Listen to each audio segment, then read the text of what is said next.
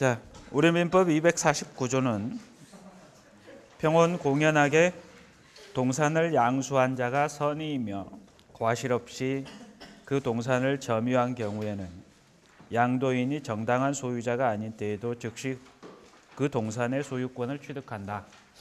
그래서 동산물권 변동에 관해서는 부동산 물권 변동과는 달리 공신의 원칙을 적용하고 있다.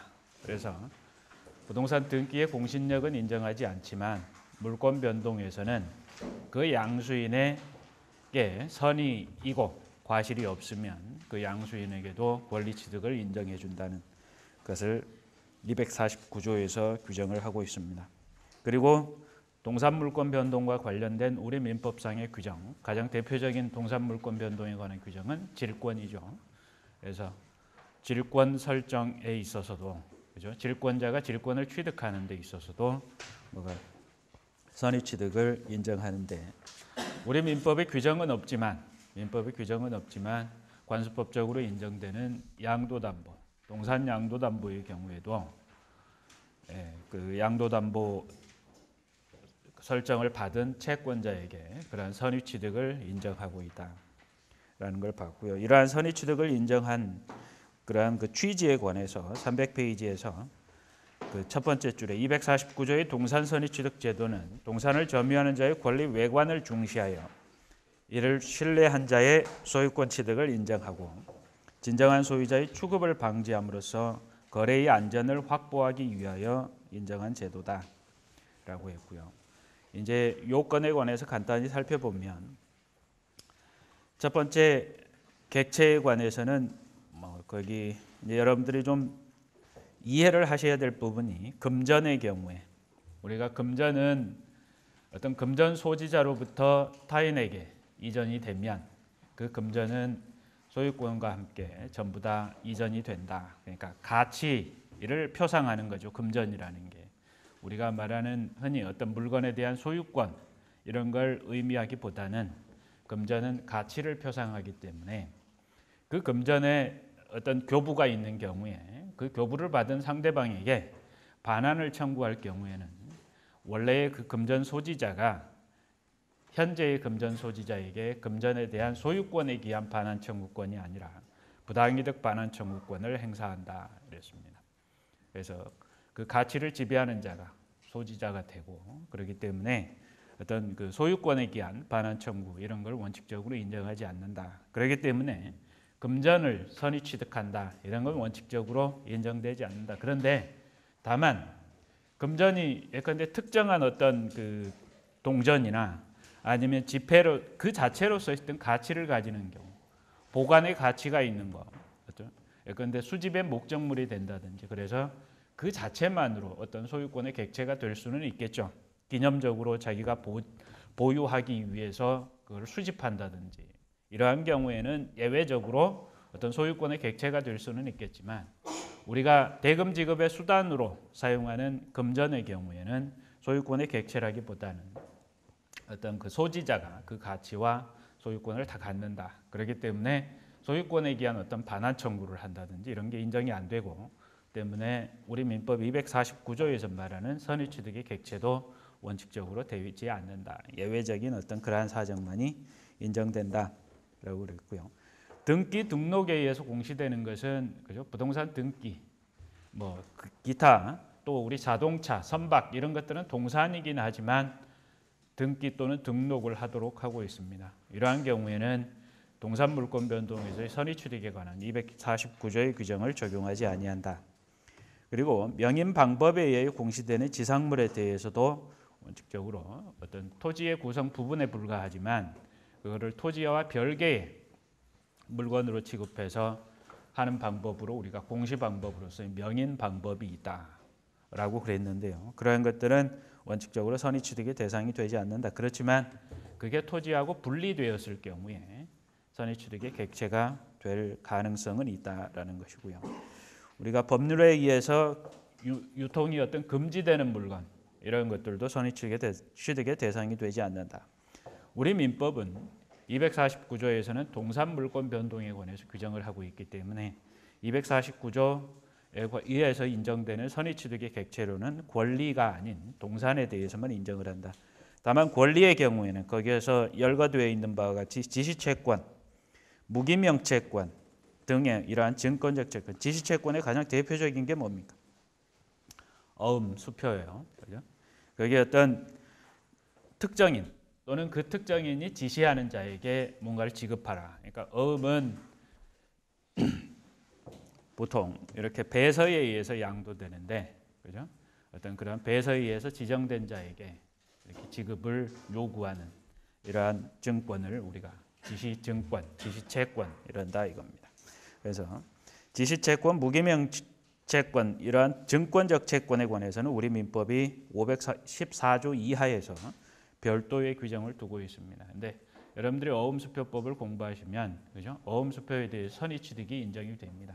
그러나 우리 민법 249조에서는 선의무과실을 요구하는데, 자주점유, 평온공연한 점유, 그리고 선의무과실일 것을 요구하는데, 거기에서는 경과실의 경우에도 선의취득을 인정하는 규정이 있다. 예컨대 514조에서도 거기에 보시면 301페이지까지 조문이 인용이 되어 있는데, 양도인이 권리 없음을 알았거나 중대한 과실로 알지 못한 때, 악이었거나 중대한 과실로 몰랐으면 그러한 경우에 선의취득을 인정하지 않지만, 여기에서 빠져있는 경과실로 몰랐을 경우에, 그러한 경우에는 선의나 경과실이 있는 경우에도 선의취득을 인정한다라는 겁니다. 그래서 어떤 거래 안전을 보다 강하게 보호하고 있습니다. 이런 증권적 어떤 채권의 경우에는. 자, 우리가 오늘 집중하는 것은 249조에서 말하는 동산에 관한 선의취득의 문제를 얘기하고자 합니다. 그다음에 증권에 의해서 표상되는 동산, 화물상환증이나 참고증권, 선화증권 이런 것들처럼 증권에 의하여 표상되는 동산은 증권의 배서 교부에 의하여 인정이 되는데, 이러한 증권 자체에 대한 선의취득이 인정이 될 수도 있고요. 그러니까 여기에서 말하는 증권들은 지시증권이 많습니다. 그러니까 지시증권에 대해서는 지시증권 자체에 대한 선의취득이 인정될 수도 있고, 그 다음에 그것에 의해서 표상되는 물건, 예컨대 선화증권이라면, 그죠? 운송인, 그 선주에게 물건을 교부하면, 운송을 의뢰하기 위해서 물건을 선주에게 교부하면, 선박 운송인에게 물건을 교부하면 선박 운송인이 발행해 주는 증권이 선화증권입니다. BL이라고 하는 거죠. Bill of Lading이라고 하는 거. 그래서 선화증권을 교부를 하면 물건은 해상을 통해서 운송되고 있는 도중에, 그죠? 선화증권을 교부함으로써 물건에 대한 소유권이 이전되는 이러한 법률 관계가 형성이 됩니다. 그런데 그 증권을 누군가가 아까 514조에서 읽었던 것처럼 그러한 방법으로 예컨대 선의취득하는 경우도 있을 수 있고, 그런데 운송되는 도중에 어떤 거래 중에 그러한 물건이 누군가에게 또 이전이 되어서 물건 자체에 대한 선의취득이 인정될 수 있다. 그래서 두 개의 어떤 법률 관계가 형성이 될 수 있는데, 이 경우에는 증권 자체의 선의취득과 물건의 선의취득이 경합하는 경우 물건의 선의취득이 우선된다. 해서 참고해서 보시고요. 부동산 등기에 의하여 공시되는 동산, 이건 뭐냐 하면, 우리가 통상 이제 저당권은 부동산 물권이죠. 그러니까 부동산에 관해서 설정되는 그 담보 물권이 저당권인데, 예컨대 공장을 경영하는 자가 공장 및 공장에 부속되어 있는, 공장에 들어있는 모든 동산에 대해서 함께 저당권을 설정할 수도 있습니다. 이런 것들을 과거에는 뭐 공장 저당법, 공장 재단 저당법 이런 걸로 해서 규정을 해놨는데, 거기에 보시는 바와 같이 공장 및 광업 재단 저당법 이런 특별법에 의해서 공장주가 공장 건물 그것만의 저당권을 설정하는 게 아니라 공장 그 안에 들어있는 모든 동산, 공장의 어떤 운영과 관련되어 있는 모든 동산을 함께 저당권의 목적물로 해서 저당권을 설정하고 채권자로부터 돈을 빌리는 거, 이러한 경우에 설정되어 있는데, 거기에 함께 저당권의 목적물로서 등기되어 있는 이러한 물건들도 제3자가 취득을 하게 되면 그 동산에 대해서는 선의취득의 목적이 될 수도 있다라는 것이고요. 자, 참고해서 보시고, 그러니까 여기에 어떤 특수하게 문제가 되는 것들을 쭉 나열을 해서 이제 설명을 했는데, 여기에 들어있지 않은 일반적인 동산의 경우에는 물권 변동의 합의와 그 다음에 뭘로 인도라는 그러한 공시 방법으로 인해서 소유권이 원래의 소유자로부터 새로운 소유자에게 이전되는데 비록 현재 그 인도한 자가 진정한 권리자가 아니다 할지라도 그 양수받은 자가 무엇이면 평온공연하게 자주점유로 선임 무과실이면 249조에 의해서 소유권을 취득한다. 그걸 우리가 즉시 취득 또는 선의 취득이라고 이렇게 인정한다 이겁니다. 자, 그다음에 그 이어서 양도인에 관한 요건. 여기서 양도인은 무권리자겠죠. 그죠? 양도인은 무권리자를 말합니다. 양도인이 점유하고 있을 것. 양도인의 점유는 직접 점유, 간접 점유, 자주 점유, 타주 점유 여부를 불문한다. 점유 보조자는 우리가 점유 보조자하고 점유자는 구별을 해야 됩니다. 예컨대 식당에서 일하는 종업원, 어떤 식당 안에 있는 어떤 물건에 대해서 그 식당 안에서 일하는 종업원은 그 물건에 대한 점유권이 있는가? 그 종업원은 점유권이 없습니다. 다만 누가? 식당 주가 점유자다. 그러니까 누가 손님이 와서 어떤 물건을 식당 안에서 분실하고 갔다. 분실하고 갔을 경우에 그 종업원이 주어서 그거를 그 누구죠? 분실한 자에게 우리 유실물법이 이렇게 이제 규정을 하고 있는. 또 우리 민법에도 유실물 취득자 또 그러니까 유실물 습득자라고 그러는 거죠. 그래서 분실한 자와의 사이에 어떤 법률 관계를 얘기하는데 그러한 경우에 식당 종업원이 물건을 취득했을 경우에 습득했을 경우에 그 식당 종업원이 유실물 습득자가 아니라 그죠? 식당 주인이 유실물 습득자가 된다 이겁니다. 그래서 어떤 그 주어주고 나서 나중에 소유자에게 돌려주고 나서 어떤 보상을 받을 때에 어떤 그러한 법률 관계가 어떻게 형성이 되는가 우리가 보면은 점유주하고 그러니까 점유자하고 점유 보조자는 확실하게 구별을 해야 된다. 그게 이제 우리 민법 195조에 규정이 되어 있습니다. 잠깐 조문을 좀 확인하고 개념적으로 좀 정리하고 넘어가면 195조에서는 가사상, 영업상, 기타 유사한 관계에 의하여 타인의 지시를 받아 물건에 대하여 사실상의 지배를 하는 때에는 그 타인만을 점유자로 한다. 그러니까 여기서 가사상, 영업상, 기타 유사한 관계에 의하여 어떤 지배 복종의 관계에 있는 경우에 점유자와 점유 보조자 사이에는 그렇다. 근데 좀 논란이 되는 게 그러니까 점유자가 누구에 대해서 타인에게 어떤 물건을 양도해 주면 그런데 그 점유자가 진정한 권리자가 아니었다. 그 동산에 대해서. 그러한 경우에 양수인에게 선의 취득이 인정될 여지가 있는데 이때 우리가 점유자라고 그랬단 말이에요. 양도인이. 그런데 점유 보조자는 엄격하게 말하면 점유자가 아니기 때문에 점유 보조자에 의해서 양도가 이루어진 경우에 그러한 경우에도 선의 취득을 인정할 것인가 학설상의 논란이 있는데요. 263번 판결은 이것에 대한 설명으로 뭔가 논거를 대기는 조금 부적절한 것 같습니다. 그래서 263번 판결은 어디에 들어가는 그 판결이냐면 여러분들이 저 뒤로 305페이지로 넘어가면 각주 189번이 있습니다. 같은 판결 번호입니다. 각주 189번 판결의 내용이기 때문에 여기서 설명하기는 조금 적절하지는 않아 보이는데요. 어쨌거나 일반적으로 점유 보조자에 의해서 양도가 이루어진 경우에도 선의 취득이 인정될 여지가 있다라는 게 우리가 그렇게 설명하는 게 바람직하지 않나 이런 생각이 듭니다. 참고해서 보시고요. 그다음에 양도인이 무권리자다. 양도인이 권리가 없어야 한다. 즉 여기서 말하는 무권리자, 처분권이 없어야 한다 이거죠. 그러니까 선의 취득이 되려면 즉 소유권을 취득하려면 또는 질권, 양도담보 이러한 권리를 취득하려면 어떤 그 진정한 어떤 처분권이 있는 자로부터 권리를 취득하는 게 바람직하지만 무권리자로부터도 즉 처분권이 없는 자로부터도 어떤 선의 취득할 수 있는 방법이 있다라는 얘기입니다. 그러면 그 무권리자와 선의 취득을 하려는 이자 사이에 양수인 사이에 채권 행위는 뭐예요? 유효하죠. 채권 행위 자체는 유효하다. 그러나 처분 행위 자체가 무효이고 처분 행위가 무효이긴 하지만 249조에 의해서 양수인이 선임 무과실이면 처분권이 없는 그 자체가 뭐가 된다? 치유가 된다. 이렇게 설명하고 있습니다. 양도인이 무권리자라야 되고요. 다만 양도인과 양수인 사이에서의 거래 행위는 뭐가? 유효해야 된다. 여기서 유효해야 된다라는 얘기는 양도인과 양수인 사이에 어떤 다른 무효 또는 취소 사유가 없어야 한다 이겁니다. 그런데 양도인과 양수인 사이에 양도인이 제한 능력자다. 제한 능력자면 취소 사유가 있는 거죠. 또는 착오했다. 사기 강박에 의한 것이다. 아니면 뭐 통정 허위 표시 이러한 경우에 선의취득이 인정되지 않는다 이겁니다. 그렇기 때문에 양도인과 양수인 사이에서는 양도인이 그 동산에 대해서 권리가 없다, 처분권이 없다라는 점 이외에 다른 어떤 무효 또는 취소 이런 어떤 해제 이런 사유가 없어야 한다라는 걸 얘기하고 있고요. 그러한 거래 행위는 일반적으로 특정 승계 그러니까 매매 이런 것들이 대표적이겠죠.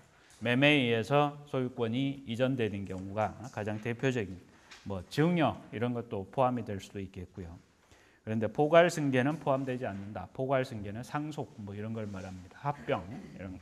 그런데 포괄 승계 즉 상속에 의한 경우나 어떤 합병에 의한 경우 이러한 경우는 포함되지 않는다라고 했고요. 그런데 경매의 경우에도 선의취득이 인정된다라고 그랬습니다.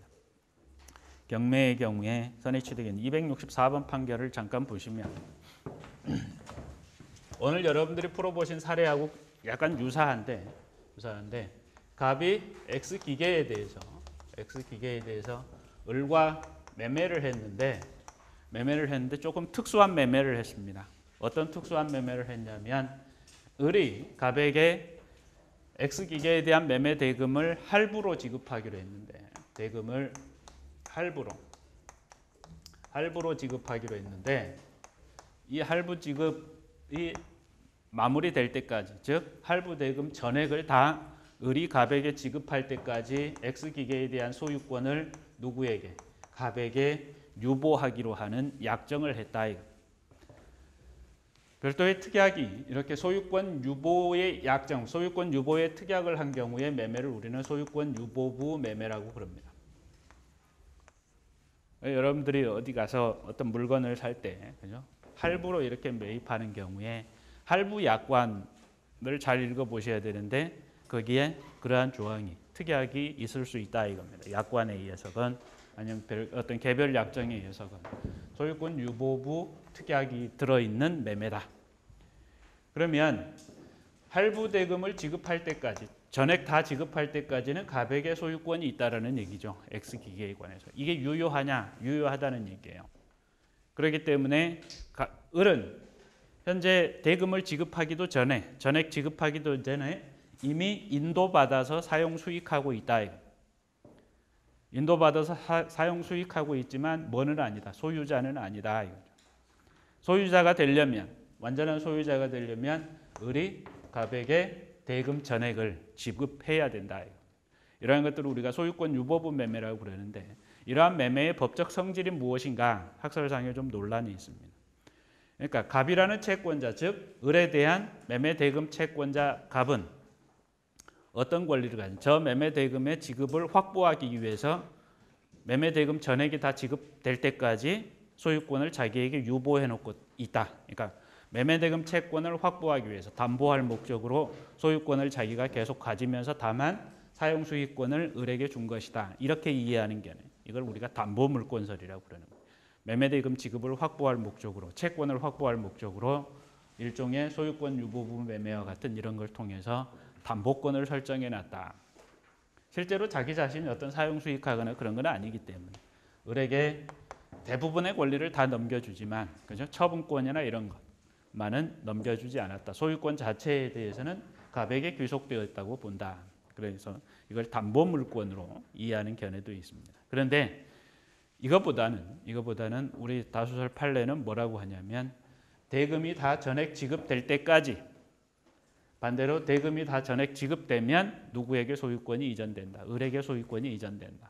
그래서 대금 전액 지급을 조건으로 하는 정지조건부 매매, 소유권 이전이라고 해서 소유권 유보부 매매를 이렇게 이해를 한다. 이거. 대금 전액의 지급을 조건부로 하는, 정지조건으로 하는 소유권의 이전이다. 그러니까 대금 지급이 전액이 이루어지지 아니하면 정지조건부 소유권 이전이라는 이러한 어떤 법적 성질로 파악을 했을 때 대금이 전액 지급이 안 됐을 때는 갑은 여전히 소유자다. 이겁니다. 그런데 대금을 지급하지 않고 있던 중에 X기계를 사용하면 을의 채권자 병이, 그러니까 이 사람은 을의 채권자. 그러니까 어떤 채권자냐면 을에게 돈을 빌려준 채권자예요. 이제 이런 경우도 있습니다. 사안을 조금 복잡하게 꾸면 뭐냐면 아까 말씀드렸듯이 공장재단 저당법 뭐 이런 것에 의해서 저당권을 설정할 수도 있겠죠. 그러니까 을 소유의 공장 안에 여러 동산들이 있는데 그걸 다 포괄해서 공장재단 저당권을 설정을 해준다 이거. 그리고 을로부터 돈을 빌렸는데 다만 을이 저당권을 설정해 주려면 공장 건물도 을 소유라야 되고 그 공장 안에 들어있는 동산도 다 을 소유라야, 그죠? 공장 및 공장재단 저당법에 의해서 저당권을 설정할 수 있겠죠. 그런데 자기 소유 게 아니다 이겁니다. 저 X 기계에 대해서는. 그런데 나중에 을이 병에 대한 채무를 불이행하니까 그러면 자기의 저당권을 실행을 해야 될 거 아니에요. 공장 건물 및 그 공장 안에 들어있는 모든 동산을 다 경매에 붙여버렸어요. 그러니까 당연히 을 소유에 속하지 않은, 즉 다른 말로 하면 그 공장 저당권의 범위에 속하지 않았던, 효력이 미치지 않았던 X 기계까지도 다 경매가 이루어져 버렸다. 이해하시겠어요? X 기계는 원래 공장 저당권의 어떤 그 목적물이 아닌데 을 소유가 아니기 때문에 병이 그것에 대해서는 저당권을 취득하지 못했는데 병이 공장재단 저당권을 실행함으로써 어떠한 연유에 의해서 X 기계를 포함한 공장 건물 및 기타 동산에 대해서 전부 다 경매가 이루어져서 결국 이 X 기계에 대한 소유권을 누가? 정이라는 사람이 경락을 받았다 이거. 근데 정은 이러한 사정을 전혀 모르고 있었다. 만약에 그렇다면 정이 이러한 사정을 전혀 모르고 했다. 즉 선이 무과실이다. 라고 전제하면, 선이 무과실이라고 전제하면 정은 물론 당연히 경매 과정에 참여해서 경락을 받았다는 얘기는 뭐예요? 자기의 어떤 소유의 의사로 평온 공연하게 X 동산에 대해서 소유권을 취득했다라고 보는 거죠. 그리고 그런 어떤 소유권의 귀속에 관해서 X 그 기계에 대해서 선의이고 과실이 없다라는 겁니다. 그러면 경매에 의해서 이렇게 취득한 정은 이 X 기계에 관한 소유권을 제대로 취득하는가? 채무자 소유가 아닌 다른 물건에 대해서 경매가 이루어진 경우에 그 경매는 뭐다? 효력이 없습니다. 그렇죠? 채무자 소유의 물건에 대해서만 경매가 이루어져서 해야 그게 유효한데 지금 이러한 경우에는 그죠? 채무자 소유의 물건이 아니잖아요. X 기계는 누구의 소유권이에요? 갑에게 소유권이 귀속되었다 이거. 그러니까 제대로 된 처분이 이루어지지 않았고 그러면 정은 정상적으로 제대로 된 어떤 이러한 경매에 의해서 정의 소유권을 취득했다고 볼 수는 없다. 다만 경매의 경우에도 선의 취득이 인정이 된다면 그 선의 취득에 의해서 그 요건 충족을 조건으로 즉 자주점유 평온공연한 선의 무과실에 의한 점유의 취득으로 정은 어떤 거를 X 기계에 대한 소유권을 취득한다 이거. 그런데 이제 그러면 정이 X 기계의 소유자가 되었습니다. 이게 경매됨으로 인해서 경매 대가는 누구에게? 채권자 등에게 배당이 되겠죠. 그죠? 이제 여기서 대금이 나왔을 것 아닙니까? 그죠? 경락 대금을 정이 법원에 납부하면 이 대금을 가지고 채권자 등에게 배당이 이루어진다 이거. 여기서 병이 채권자 병 혼자가 채권자라고 하면 여기에 나와 있는 배당금이 병에게 가겠죠. 그죠? 병에게 갈 텐데 그러면 채무자 소유에 속하지 않은 이 X 기계가 경매가 돼서 정이 경락을 받아서 선의 취득을 했고 그리고 이 대금으로 배당을 받았고 그러면 을은 물론 공장 건물 이런 경매에 대해서는 을은 이제 그 경매로 인해서 소유권을 잃었지만 X 기계에 대해서는 을이 소유권을 잃은 게 아니라 갑이 소유권을 잃었잖아요. 갑은 소유권을 잃은 X 기계에 대한 손실을 입었죠. X 기계에 대해서 갑은 손실을 입었다. 누가 이득을 취했나요? 을의 재산으로 채권자가 변제를 받아야 되는데 누구의 재산으로? 갑의 재산으로 채권자가 변제를 받은 거예요. 그죠? 갑은 자기가 어떤 그럴 의사도 없었고, 그래서 갑의 손실로 인해서 누가? 병이 이득을 보았다. 병에 이러한 배당을 받은 이러한 이득은 법률상 원인이 없는 이득이다. 이거. 그렇기 때문에 누가? 물건의 소유자, 동산의 소유자 갑이 누구를 상대로? 병을 상대로 해서 부당이득 반환 청구권을 행사할 수 있다. 이거. 즉 채권자가 채무자 소유에 속하지 아니한 물건의 경매로 인해서 발생한 그 경매 대금으로 인해 가지고 배당을 받았을 경우에 채권자가 수령한 배당금 자체가 뭐가 된다? 부당이득이 된다. 그래서 물건의 소유자, 진정한 소유자 갑은 소유자였던 갑은 누구를 상대로? 병을 상대로 해서 부당이득 반환 청구를 할 수 있다.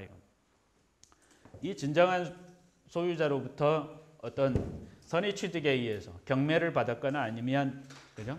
어떤 무권리자로부터 어떤 양수를 받았거나 아니면 어떤 경매 과정을 통해서 경락을 받은 이러한 경락인 정은 또는 양수인 정은 249조의 요건이 충족되면 그 물건에 대해서 선의취득을 할 수 있다. 그런데 우리 판례는 지금 여러분들이 교재에서 보시는 판례는 병하고 정이 같은 인물이다. 그러니까 뭐냐 하면 채권자가 경매에 참여해서 경락을 받은 겁니다. 채권자. 그러면 경매에서 경매인이 될 수 있는 자, 즉 경매에서 매수인이 될 수 있는 자, 채권자도 매수인이 될 수 있어요. 채권자도 매수인이 될 수 있고 뭐 나중에 저당권에서 여러분들이 보시면 제3취득자, 저당 목적물의 제3취득자도 경매에서 매수인이 될 수 있는데 아무튼 이 사례에서 병도 이 경매에 참여해서 경락을 받을 수 있다 이겁니다. 그러니까 여기서 정하고 병을 이렇게 따로따로 제가 놨는데 사례에서 병이 동일 인물일 수도 있다.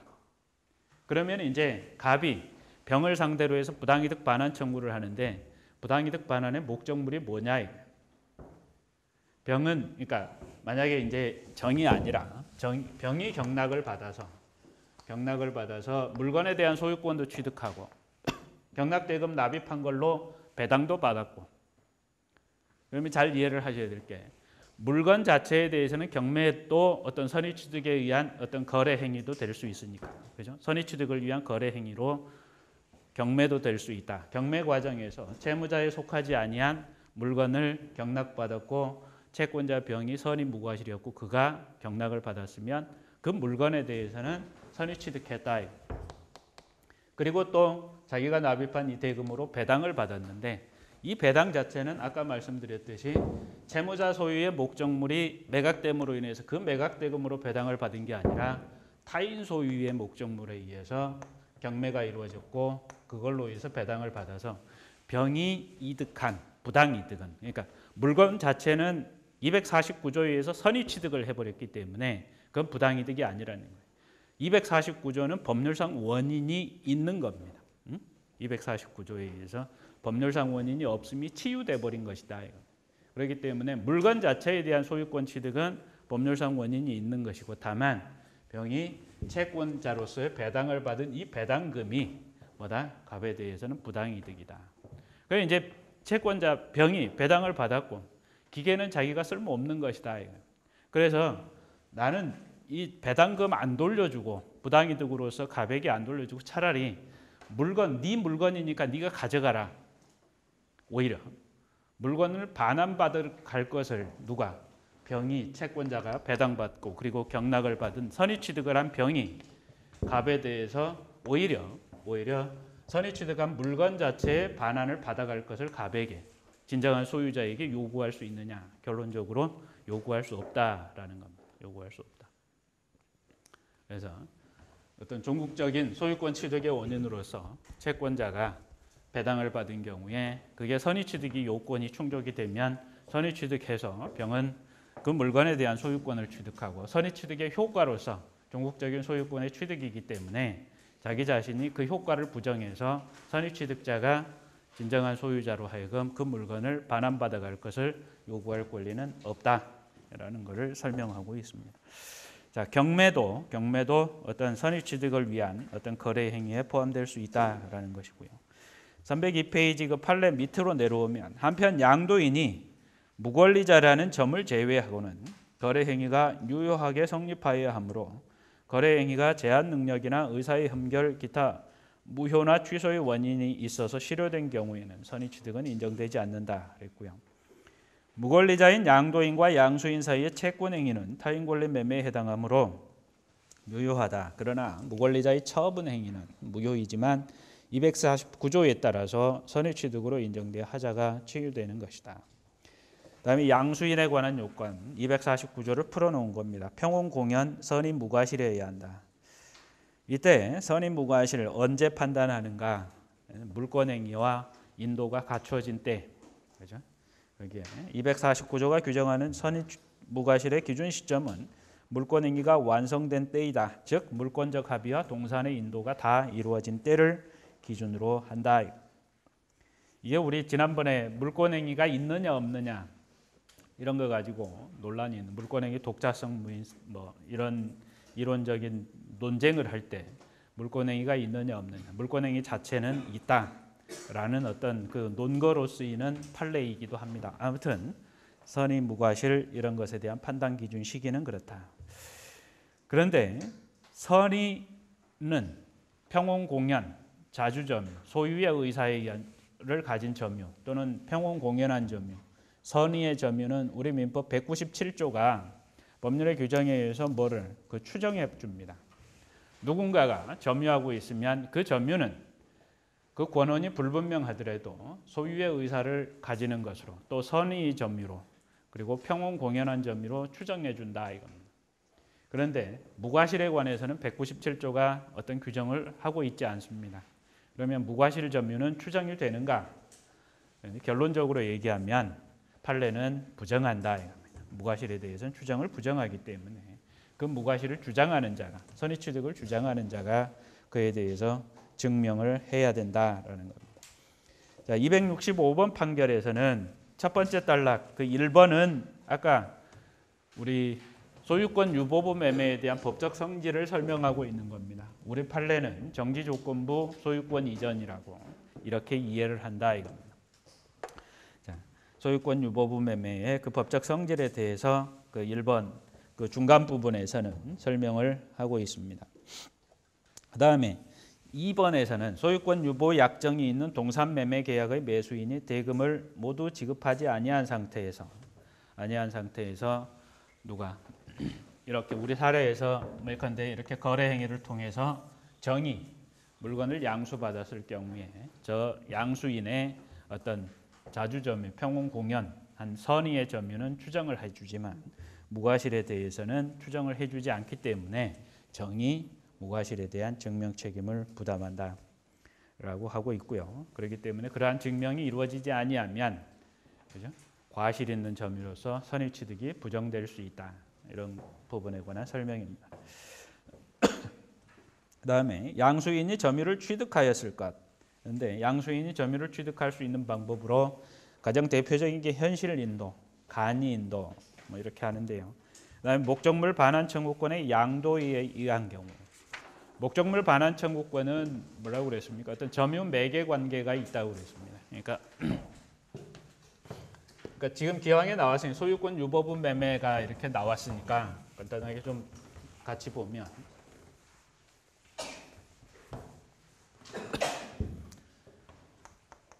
갑이 진정한 소유자인데 을에게 소유권 유보분 매매 약정을 했습니다. 소유권 유보분 매매 약정을 하고 그러니까 을이 대금을 전액을 지급할 때까지 갑이 소유자가 여전히 된다라는 겁니다. 을이 예컨대 A라는 사람한테 물건의 보관을 맡겼습니다. 그러니까 쉽게 얘기하면 임치 계약을 체결했다 이겁니다. 물건을 보관하기로 하는 임치 계약을 을과 병이 체결하고 그래서 을이 A에게 보관을 맡겼다. 그러면 임치 계약이 종료하면 을은 A에 대해서 물건에 대한 반환 청구권이 있는 거죠. 그렇죠? 그런데 이 물건에 대한 반환 청구권을 가진 을이 누구에게 이 물건에 대해서 병에게 매매했다. 그리고 을과 병 사이에 이 매매는 어떤 무효 취소 이런 사유가 없었다. 그러면 을이 병에게 이 X 동산에 대한 인도를 어떻게 해주느냐 이겁니다. 인도해주는 방법은 을이 A에 대해서 가지는 반환 청구권을 누구에게 양도해주는 방법으로.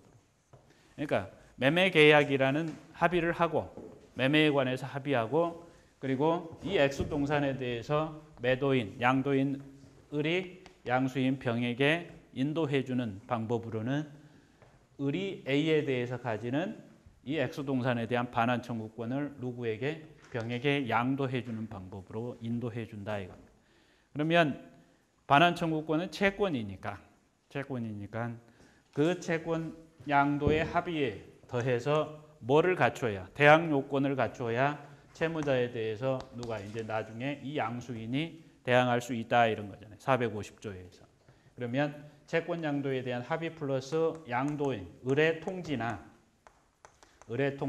A의 이 채권 양도에 대한 승인이 있으면 채권자의 양도인의 통지 또는 채무자의 양도에 대한 승인이 있으면 양수인은 누구에 대해서 채무자에 대해서 자신의 채권을 주장할 수 있다. 그래서 채권 양도의 합의와 반환 청구권 양도의 합의와 이러한 대항 요건을 갖추면 양도, 인도가 이루어진 것으로 본다. 이게 목적물 반환 청구권 양도다 이겁니다. 그런데 을은 뭐가 아니에요. 소유자가 아닌 거죠.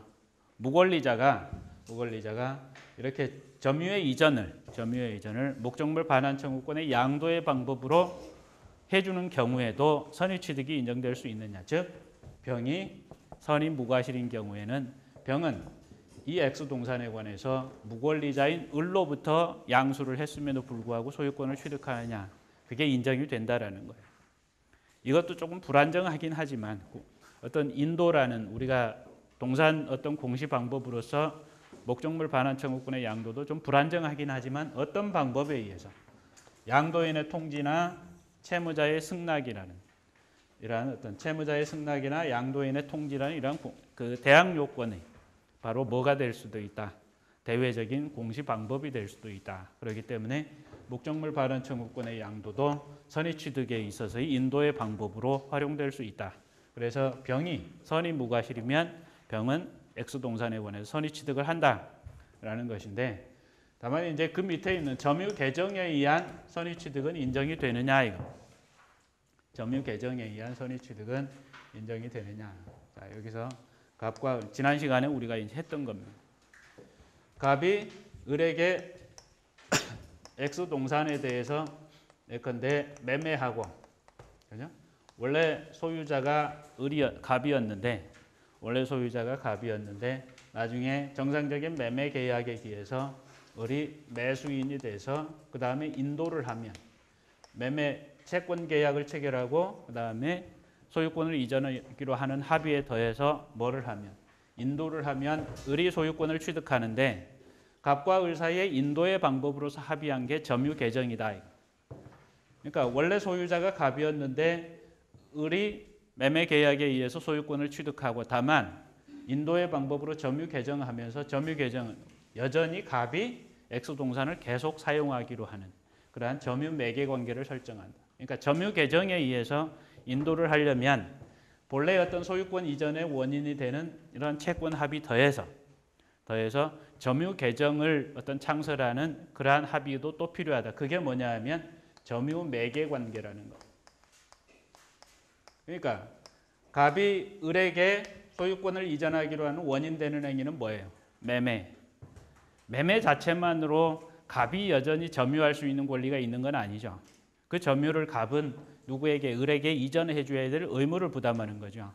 그런데 여전히 매매 이후에도 소유권이 을에게 넘어갔음에도 불구하고 여전히 갑이 계속해서 직접 점유를 할 수 있는 그 근거는 갑과 을 사이에 별도의 점유 매개 관계에 대한 합의가 필요하다. 그 대표적인 게 뭐예요? 예컨대 임대차, 사용대차 이런 것들이 점유 매개 관계에 해당한다.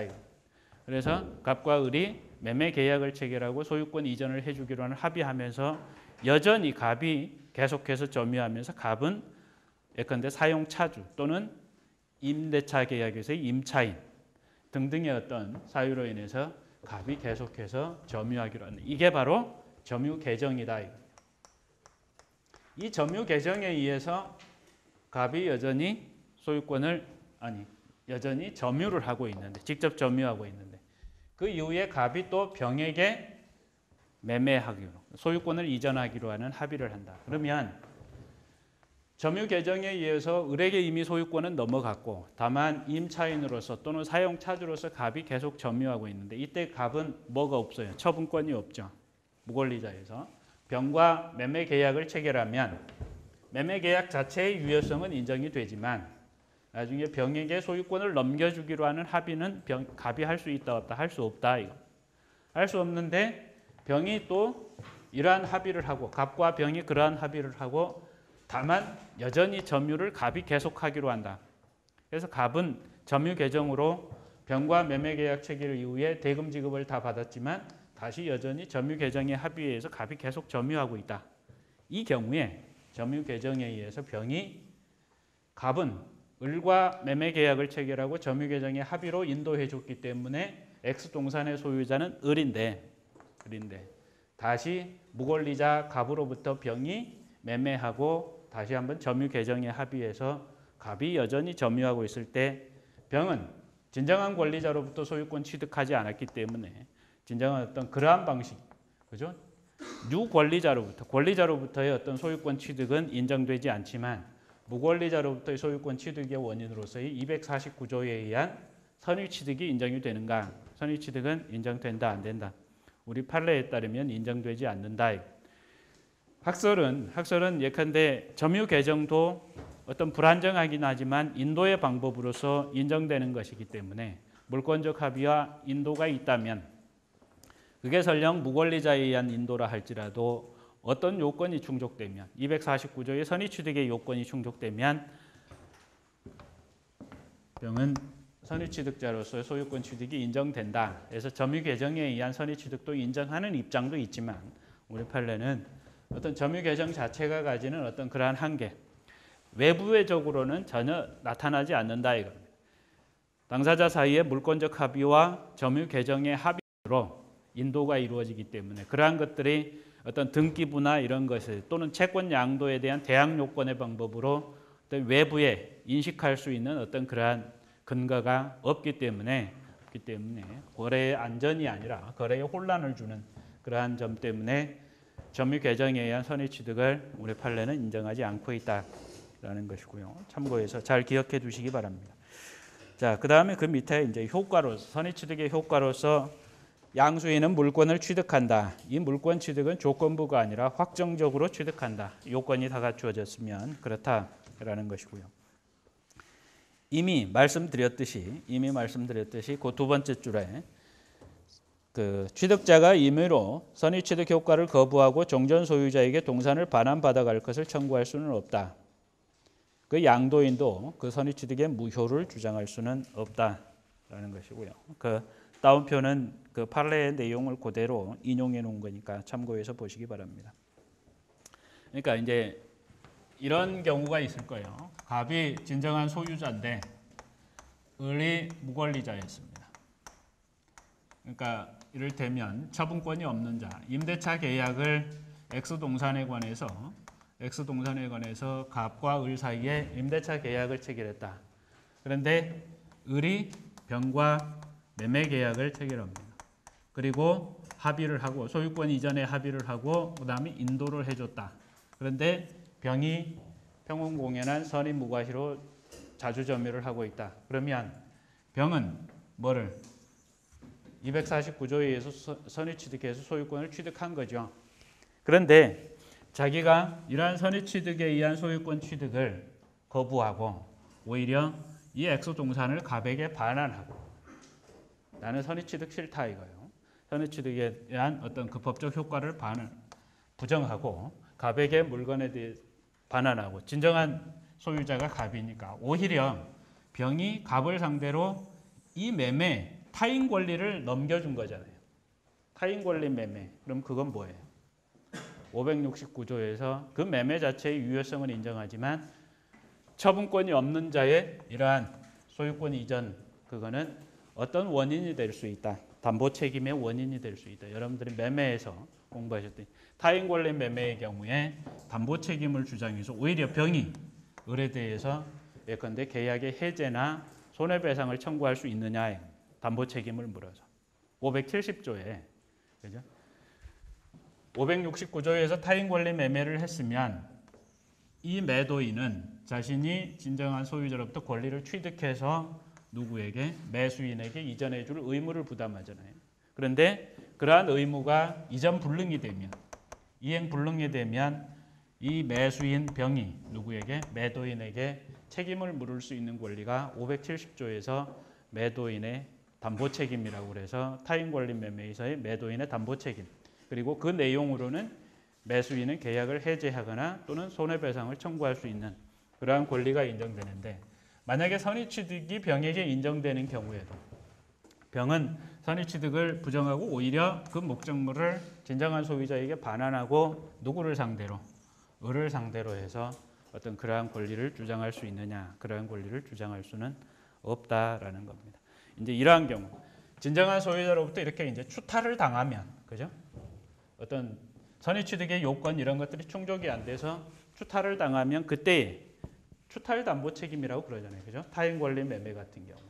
그러니까 진정한 권리자로부터 소유권 반환 청구를 당해서 돌려줘야 될 상황이 생기면 그때에 이 매수인은 누구를 상대로? 을을 상대로 해서 570조에 따른 담보 책임을 물을 수 있다 이런 겁니다. 오히려 그러한 선의취득의 효과를 스스로가 부정하고 그거를 반환을 할 수는 없다. 그런 것들이 304페이지에 정리되어 있습니다. 그리고 선의취득의 성질로서는 원시취득이라고 이제 한다라는 게 학설의 다수설이다. 그다음에 부당이득 반환 문제는 아까 우리 이미 말씀드렸듯이 그 경매에 있어서의 어떤 부당이득 반환 문제는 이쪽 부분에서 우리가 말씀을 드렸고 그러면 얘는 249조에서 법률상 원인으로 249조에 의해서 소유권을 취득했기 때문에 병은 부당이득을 한 게 아니에요. 병은 부당이득을 한 게 아니에요. 다만 무권리자가 선의취득자에게 소유권을 넘겨줘 버림으로 인해서 을이 취득했던 이득 얘는 자기가 어떤 그러한 이득을 취할 수 없는 그러한 상태임에도 불구하고 권리가 없음에도 불구하고 이득을 취했으니까 이 무권리자가 취득한 이득에 대해서 누가 진정한 소유자가 진정한 권리자가 뭐를 부당이득 반환 청구를 할 수 있다. 할 수 있다. 그래서 305페이지 선의취득자가 진정한 권리자에게 부당이득 반환 의무를 부담하는가? 결론적으로 부담하지 않는다. 다만 학설상 논란이 있는 부분은 뭐냐면 학설상 논란이 있는 건 예컨대 매매는 유상계약이잖아요. 유상계약이기 때문에 매수인 병이 선의취득자 병이 누구에게 무권리자 매도인 양도인에게 대금을 지급했을 것 아닙니까? 그죠? 그러한 경우에는 선의취득자가 부당이득 반환 의무가 없지만 다만 진정한 권리자는 무권리자를 상대로 해서 부당이득 반환 청구를 할 수 있다. 그런데 만약에 증여와 같은 무상행위에 의해서 선의취득을 했을 경우 병이 증여와 같은 무상행위에 의해서 무권리자 을로부터 양수받은 병이 선의취득의 요건을 충족하면 그때 무상취득한 병은 누구에 대해서 진정한 소유자에 대해서 부당이득 반환 의무를 부담한다라는 학설이 있다. 그런데 이 학설은 뭘 기본으로 하냐면 독일 민법을 기본으로 하는데 독일 민법에는 이러한 규정이 있어요. 무상으로 선의취득을 한 자가 누구의 진정한 권리자에게 부당이득 반환 의무를 부담한다라는 법률상의 규정이 있다 이겁니다. 그러나 우리 민법에는 그러한 규정이 없는데 규정에도 없음에도 불구하고 그거를 주장할 수 있느냐 그건 문제가 있다라는 겁니다. 그래서 누구를 상대로 해서 갑은 을을 상대로 해서 부당이득 반환 청구를 할 수 있을 뿐이다.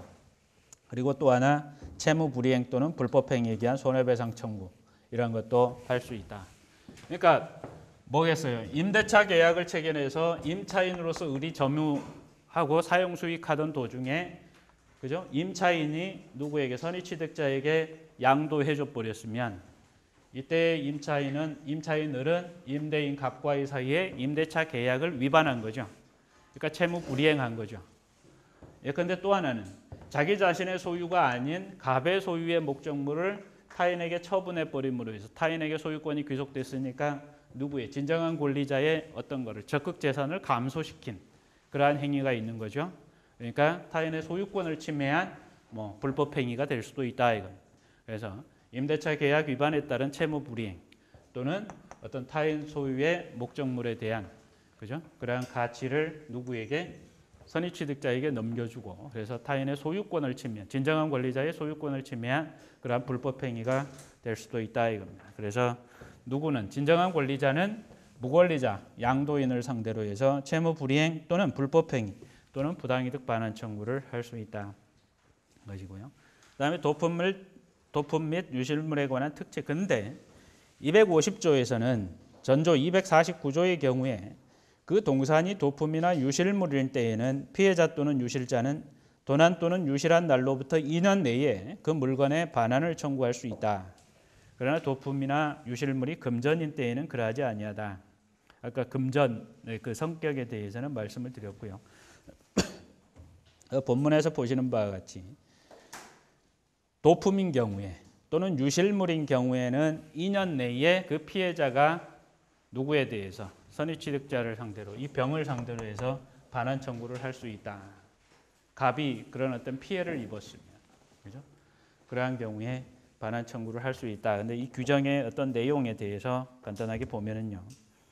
그 의에 도품이나 유실물의 경우 제3자가 선의취득의 요건을 갖추었더라도 피해자나 유실자는 도난이나 유실한 날로부터 2년 내에 점유자에 대해 물건의 반환을 청구할 수 있다 했고요. 그러면 그 이제 250조를 적용하기 위한 요건으로 일단 도품이나 유실물이어야 한다. 도품이 뭐고? 그러니까 자기의 의사에 의하지 않고 점유를 박탈당한 거. 내가 원치도 않았는데 누군가가 점유를 빼앗아갔다 이거죠. 이게 도난이고. 그죠? 유실물은 점유자의 의사에 의하지 않고 점유를 이탈한 것. 점유 이탈물이고 이런 것들을 도품 또는 유실물이라고 한다 이겁니다. 그런데 양과로 2번에 사기, 공갈, 횡령의 경우에 적용될 수 있느냐? 사기나 공갈, 횡령은 그러니까 그 가해자가 그러니까 공갈한 자, 협박한 자, 횡령한 자 이러한 자가 뭐를 통해서 그 물건 점유자의 어떤 의사 형성 과정을 착오를 일으켜 가지고 강박하거나 그러니까 협박하거나 아니면 그자의 어떤 그 행동을 강제로 제압해 가지고 그렇지만 아무튼 그 착오에 의한 의사라도 누군가 그 점유를 잃은 자가 자기 자신의 의사에 의해서 물론 그게 의사 형성 과정에 있었던 착오가 설령 있었다 할지라도 그자의 의사에 의해서 이렇게 교부된 경우 그 경우에 250조를 적용할 수 있느냐? 적용하지 않는다 이건 적용하지 않는다. 그래서 사기, 공갈, 횡령의 경우 의사표시 하자가 있지만 점유자의 의사에 의해 점유가 이전된 것으로 본조 250조의 적용이 없다라고 했고요. 306페이지로 넘어가면 그래서 반환 청구 그러니까 그 피해자는 반환 청구를 할 수 있다. 누구를 상대로 우리 사례에서 여기에서 선의취득을 할 수 있는 이 자를 상대로 해서 반환을 청구할 수 있다. 그런데 경우에 따라서는 이런 경우 있겠죠. 갑이 그죠? 근데 A라는 사람한테 물건을 맡겼거나 이랬는데 물건을 맡겼는데 을이 이 A로부터 물건을 훔쳐가지고 그러니까 진정한 소유자는 갑인데 A가 현재 보관하고 있는 직접 점유자다. 그러니까 갑은 간접 점유자, 소유자로서 그리고 A와 사이에 임치 계약에 의해서 A가 보관을 하고 있다. 그러면 A가 직접 점유자인데 A가 점유하고 있는 와중에 을이 이 물건을 훔쳤다 이거. 그러니까 도품. 아니면 A가 보관하다가 A가 분실했다. 그래서 유실물이다. 이러한 경우에 을이 무권리자로서 제3자에게 처분하면 요거 자체가 어떤 선의취득의 충족을 위한 그 거래 행위가 될 수 있는 거죠. 그랬을 경우에는 진정한 소유자가 아니라 할지라도 직접 점유하고 있는 거예요. 이 사람은 소유자는 아니잖아요. 이러한 사람도 피해자니까 그 피해자도 250조에 따른 반환 청구권이 인정이 된다라는 얘기입니다. 거기에 그 직접 점유자가 그런 의미예요. 반환 청구권자는 피해자 또는 유실자다. 직접 점유자가 반환 청구권을 가진 경우에 그 간접 점유자인 원소유자도 반환 청구권을 물론 가진다. 한편 반환 청구의 상대방은 도품 또는 유실물을 현재 점유하는 자, 도둑이나 습득자에 한정하지 않고 그로부터 승계 취득한 자, 그러니까 이자도 뭐 그죠? 물건을 진짜 훔쳐간 자, 을도 포함이 되지만 누구 을과 거래 행위를 통해서 습득한 병도 포함이 된다. 여기서 이제 이 병은 선의취득, 249조에 의한 선의취득. 근데 갑과 A는 250조에 의해서 병에 대해서 반환 청구를 할 수 있는 이러한 권리가 인정이 된다라는 얘기예요. 그런데 이제 논란이 좀 될 수 있는 건 갑이나 A가 여기서 병에 대해서 반환을 청구할 수 있는 근거가 뭐냐. 다시 말하면 249조에 따르면 자주점유, 평온공연한 점유, 선의무과실에 의하면 병은 선의취득을 했다고 하는데 250조에 의하면 2년 내에 도품이나 유실물의 경우에는 그 피해자는 누구를 상대로 선의취득을 했다라고 주장하는 자를 상대로 반환을 청구할 수 있다. 그러면 그 도품이나 유실물인 경우에는 병은 선의취득을 했다는 얘기냐 안 했다는 얘기냐라는 겁니다. 우리 학설의 다수설은 이미 병은 선의취득을 완성하였다. 그런데 250조에 의해서 특별히 이러한 갑이나 A 등에게 선의취득자 병을 상대로 해서 반환을 청구할 수 있는 권리를 주었다라는 겁니다. 그래서 특수한 반환 청구권, 특수한 원상회복 청구권을 법률의 규정에 의해서 부여한 권리다라고 학설의 다수설은 그렇게 이해를 하고 있는 겁니다. 이와 반대로 다른 견해는 소수설은 이 도품이나 유실물의 경우에는 그죠? 2년 동안은 누가 이 양수인 병이 뭐를 하지 못한다? 선의취득을 완성하지 못한다. 그러니까 소유권은 여전히 누구에게 있다? 이 도품이나 유실물의 피해자인 갑에게 있다라는 것. 그래서 갑이 병에게 반환을 청구할 수 있는 근거는 250조에서 규정을 하고 있기는 하지만 성질은 원래 소유자에 의해서 소유권에 기한 반환 청구권이다. 이렇게 설명을 합니다. 소유권에 기한 반환 청구권. 과거에는 이런 설명만 있어서 250조에 의해서 그 피해자들이 선의취득자를 상대로 반환 청구를 할 수 있는 것은 250조가 특별히 그런 어떤 과거의 진정한 권리자에게 부여해 준 특별한 원상회복 청구권이다. 라고 그랬고 이미 거래 행위를 통해서 선의무과실의 병은 선의취득에 의해서 소유권을 취득하였다 했는데 이제 최근 들어서 자꾸 이런 이론이 나옵니다. 그래서 이 갑은 진정한 권리자 갑은 아직 소유권을 잃지 않았다라는 어떤 그러한 입장에 있다. 그래서 이런 어떤 학설상의 내용으로 예컨대 계속해서 이전되면 이렇게 넘어가면 현재 물건을 가지고 있는 자가 누구인지 잘 몰라요. 경우에 따라서. 그죠? 어떤 학설 중에는 이렇게 그러니까 아직 병이 이러한 자들이 소유권을 그러니까 선의취득에 의해서 취득하지 못하였다라고 해서 여전히 2년 동안은 갑이 여전히 소유자다라고 이렇게 주장하는 견해들은 계속해서 이렇게 양도가 이루어지면 그죠? 현재 최종적으로 그 물건을 점유하고 있는 자가 누구인지 모른다. 소유권이 넘어가 버렸다고 하면 달리 방법이 없다 이거죠. 그 자를 상대로 반환을 청구해야 되는데 그때 할 수 있는 방법은 이 자가 이러한 어떤 양도인을 상대로 해서 오히려 무권리자의 처분 행위를 추인해주고, 그죠? 무권리자의 처분 행위를 추인해주고 그에 대해서 뭐를 해주면 부당이득 반환 청구를 한다든지 이러한 방법으로 원래 소유자의 어떤 권리를 보호해 줄 수도 있다라는 겁니다. 그래서 그 권리의 어떤 법적 근거가 선의취득을 이미 병이 그 인도를 받음과 동시에 했다라고 인정하는 입장에서는 250조에 의한 어떤 그 특수한 반환 청구권이라고 이렇게 인정하는 그러한 견해가 있고, 다만 선의취득은 2년 동안 유보된다 이러한 입장에서 보면은 진정한 소유자가 여전히 2년이 경과하기 전까지는 소유자다 이런 입장에 따른 그 학설상의 논란이 좀 있다라는 겁니다. 그 얘기가 그 반환 청구권의 내용이고요. 그런데 이제 조금 두 개의 학설단 문제가 있는데 이제 2년 동안 선의취득을 병이 유보한다. 그래서 여전히 2년 동안은 진정한 소유자가 소유자다. 그래서 갑은 소유권에 기한 반환 청구권을 가진다. 그러면 A도 반환 청구권을 갖는다고 그랬어요. 그래서 250조에 따라서. 그럼 A의 권리는 어떤 권리의 성격이냐? 어떤 문헌은 이렇게도 설명합니다. 원래 소유권에 기한 반환 청구권은 소유자만이 할 수 있는데 이러한 경우는 아주 예외적으로 소유권이 없었던 직접 점유자도 어떤 그러한 소유권에 기한 반환 청구권에 준하는 그러한 권리를 갖는다. 아주 예외적으로 소유자 아닌 자의 소유권에 기한 그런 어떤 물권적 청구권을 행사할 수 있다라고 이렇게 설명을 합니다. 근데 뭐 취지는 이해를 하겠는데, 그죠? 그렇게 설명을 해도 되는 건지 그거는 아직 잘 모르겠어요, 제 개인적으로는. 그런데 아무튼 우리가 이런 부분에 관한 어떤 학설상의 논란이 조금 있다라는 점 여러분들이 기억을 좀 해주시기 바랍니다.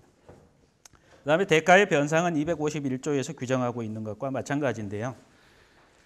거기 251조는 양수인이 도품 또는 유실물을 경매나 공개 시장에서 또는 동종류의 물건을 판매하는 상인에게서 선의로 매수한 때에는 피해자 또는 유실자는 양수인이 지급한 대가를 변상하고 물건의 반환을 청구할 수 있다.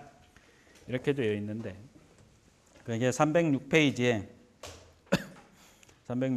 그 두 번째 달락에 대가 변상 청구권에 관한 251조의 규정, 우리 통설과 판례에 따르면 피해자가 그 물건의 반환을 청구하거나 어떠한 원인으로 반환을 받은 경우에는 그 대가 변상의 청구권이 있다는 취지다. 그러니까 이제 뭐냐면 이러한 진정한 소유자가 선의 취득했다고 주장하는 이 자를 상대로 해서 반환을 청구할 경우에 그에 대한 항변권으로 대가를 지급해 주기 전까지는 나는 못 돌려준다.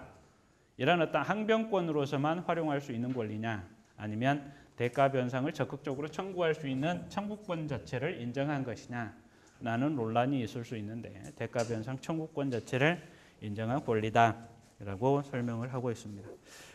자, 여기까지 해서 동산물권 변동의 진정한 권리자로부터의 소유권 취득과 선의 취득에 관해서 좀 살펴봤습니다. 예, 오늘 수고하셨습니다.